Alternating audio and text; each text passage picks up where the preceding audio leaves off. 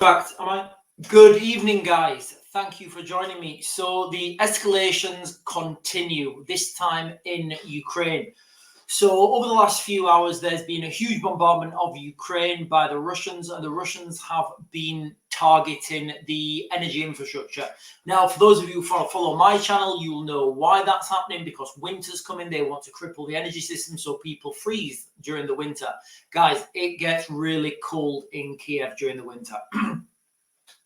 Also, what I think's a little bit more leading is the fact that the Polish have claimed, and again, I'm saying it's a claim, it's out in mainstream media. I don't know if it's real, I don't know if anything's real, but it's what mainstream media are claiming. And remember, it's not the reality of the situation doesn't matter, it's the perception of the reality. So the Polish are claiming that Russian drones violated their airspace. And guys, again, those of you who've been watching this channel, what do I keep saying? We're going to have a situation where Polish aircraft, Polish F-16s are flying over Ukraine and they are protecting the Ukrainian airspace. This is going to give cover for Ukrainian F-16s flown from Poland to fly, do sorties and conduct offensive missions. And it's just murky in this whole water. So also, guys, I'm going to give you an update from my friend in Ukraine. I keep trying to ask him if he'll come on and we can do like a podcast, show. But, he's a little bit hesitant at the moment.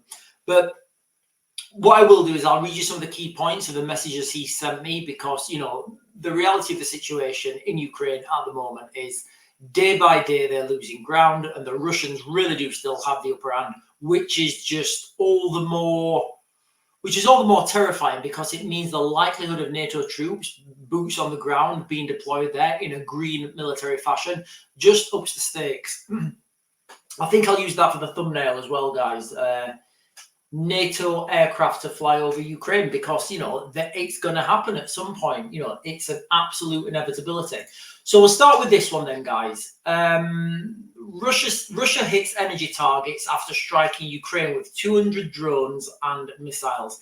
Now, remember, you've got to understand where these drones are coming from. These are predominantly coming from Iran. The Shahed drones. Russia and Iran, they have this partnership, this military agreement, and it's my speculation that the Russians will be giving the Iranians a lot of nuclear expertise, which brings us back to the Middle East slightly for, what was passed on the 1st of November. 1st of November, 2023, Resolution Bill 559, which states that a nuclear-armed Iran is unacceptable to the United States and to the regional partners. So that's the direction we're pushing, and it's looking like, the further we move forwards to it, it looks like that people are going to start to say that Iran's got nuclear missiles, and when that happens, the United States will say, hey guys, we passed this bill back in November to say that Iran can't have nuclear weapons. We need to do intervention. But anyway, guys, coming back to Ukraine. So I'll put this link in the description, guys. It's from the Beeb. Where are we? It's been a year of bad news on the battlefield for Kiev, with Russia gaining ground steadily in the eastern Donbass region. There have been problems with mobilization and reports Ukraine is running out of men. See, it's not just that the Ukrainians are running out of men. From articles we've shared and from our previous videos, Ukraine is running out of men, and it's running out of willing men, because from the reports that we've read, a lot of the men that are being pushed forwards into the front line and to do the combat roles, they're just not willing, they're not able, and they're literally retreating as soon as they come under enemy fire. We've seen this time and time again through history. If you push conscripts into a combat zone, they'll flee. It's no good pushing conscripts into a combat zone. I get it. If there's no one left to send, who are they going to send? But the problem is, what happens is, if you've got, and I've said this before, if you've got, battalion strength, say you've got 600 guys, 100 of those guys are willing, they're able, they're motivated, and then they're backfilled by 500 guys who are not ready, not willing, not able, not motivated. You know, you get this false sense of security because you think, right, we've got 600 guys, we're going to go do this attack. But the problem is when 500 of them run, the 100 that are left, they continue to fight, and they're just led to the, you know, their lambs to the slaughter. So you actually lose a lot of the better guys using this system. Now, I don't know what the answer is. I would say that Zelensky and Macron are having serious conversations behind closed doors. And I think they're going to have come to an agreement, if that's not been done already, about how this is going to, you know, how this is going to work. Because we've already said, you know, that Pokrovsk, the region in Ukraine, that is going to be, you know, that looks like it's going to fall any day now. Let me just quickly check on the map, guys. Let me see if I can do this in real time.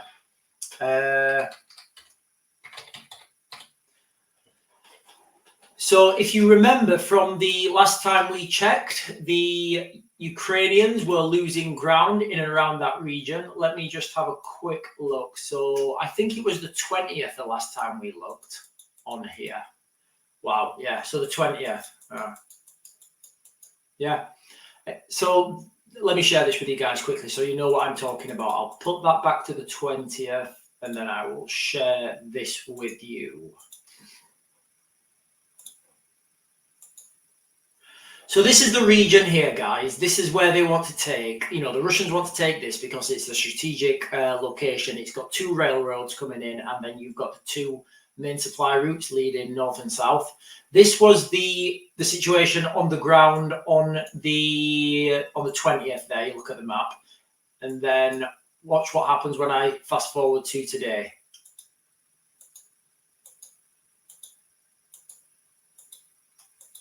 You can see that they're just taking ground and ground and ground daily. And this is happening on a daily occurrence, you know, and it doesn't look like the Ukrainians can, all that the Ukrainians are doing at best is slowing them down. This town here, it's undefendable at the moment. There's nothing here. There's no natural features here in this land that can hold people off. If there was a river, a reservoir, some mountains, yeah, fine. But there isn't. There's literally nothing. It's just flat open ground, and the Russians are pushing every day. So that's what's been happening in Ukraine. I'll read you now what my friend says. So I didn't hear from him, and I was a little bit concerned. And then he messaged me back. Hang on. So obviously I've been asking him if he's okay, and he put, hi mate, just got electricity back. All night Russians were sending their retaliation response. I heard air defense missiles all night long. The last two came at 10 a.m. We totally lost electricity around the same time. I couldn't be bothered to go and turn the generator on though.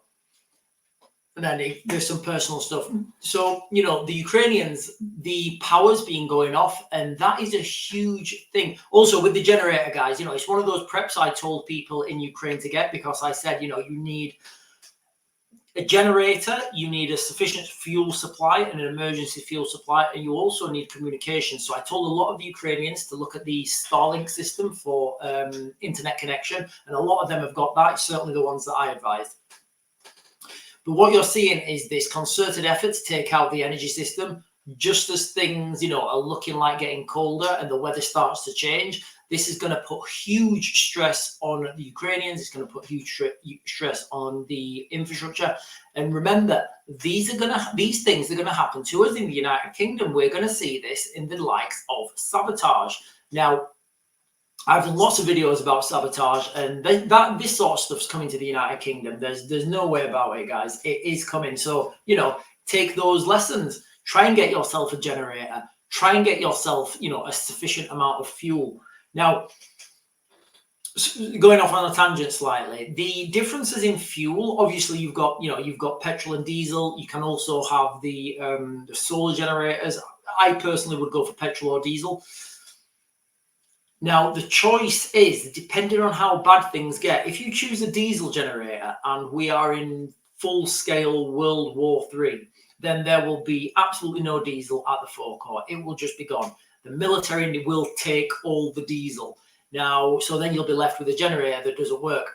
if you want to get a petrol generator, normally the petrol generators are not as they're not as robust as the diesel generators. So that's a choice that everybody has to make on their own. And just make sure you understand the considerations. But of course, you can get really reliable petrol generators as well. So remember how I keep saying that the Russians will. Sorry, the Ukrainians. I'm trying to find this thing here, guys. Hang on. Here we are. So remember how I keep saying that the Polish will be flying the aircraft over Ukraine, and I said this way back. I think in like February time. I saw this this Polish pilot. He came out and he said, "Oh, if we could only fly, we're up there intercepting missiles, but we're not allowed to cross over into Ukrainian airspace. But if we could only use our, missiles, we could have intercepted these Iskander missiles as they're coming in, and we could have saved so many Ukrainian lives." And all that is true. But what that also does is that opens up the conversation and the infrastructure and the precedence then for Polish aircraft to be flying over Ukraine. So from today, 26th, Poland says drone likely entered its airspace during Russian attack on Ukraine. Now, look how they use the language they're using here, guys. Likely. Now, obviously, I wasn't there. I didn't see it. I've got no access to these things. And it doesn't really matter whether it went in Polish airspace or not. The reality is they're saying it did. So that opens the conversation up, like what I've just said, for the Polish aircraft, Polish F-16s to be flying over Ukraine. Warsaw, 26th of August. Poland said that a drone had likely entered its airspace early Monday morning during a Russian bombardment of Ukraine, adding that the object may have landed on Polish territory and the searches were underway. So what we can take from that is the language they're using. They're using the word likely. Now, I would say they're using the word likely so that the Russians don't come up and say, well, hang on a minute, we've got trajectories here of all our drones and not one of our missiles, and not one of them landed in or even violated Polish airspace. And then the Polish can say, oh, well, we said it was likely. We wasn't sure. But, it doesn't really matter because it's the perception of that reality that matters. If Poland is saying it's happened, then they're saying it for a reason, and these things are escalating. Let's not let's not forget the escalations that are going on in the Middle East at the moment. So you've got these two regions that are really flaring up at the moment. And finally, something that I've totally missed, guys. I totally missed this one, and I didn't. Well, I'll read you the article. I'll read you the headline, and then what I thought about this, which is totally off on a tangent. Ukraine has crossed Moscow's and Washington's red lines. Zelensky is prepared to ignore Russia's nuclear threats, but the Biden administration is still wary of escalating the war. So when I read that, I thought, wow, this is an aspect I've totally, I totally forgot. It just went over the top of my head. In this conflict, we have been worried, and people have been concerned about Russia being a nuclear superpower and them having the capacity to use nuclear weapons. And, the Ukrainians have been pushing red line after red line after red line. And guys, the Ukrainians didn't invade Russia. Russia invaded Ukraine, right? So anything that the Ukrainians do in self-defense, is justified, all right? None of this would have happened if the Russians hadn't have pushed. And I don't accept any arguments that, these mainstream channels have that they say that, ooh, Russia was provoked. No, it wasn't. Just, guys, the argument's farcical at best. But anyway, the Ukrainians have been pushing, they've been doing things, and the Russians have still not used a nuclear weapon. We all thought that the Russians were going to use low-yield tactical nuclear weapons. They're exercising their low-yield tactical nuclear weapon capacity.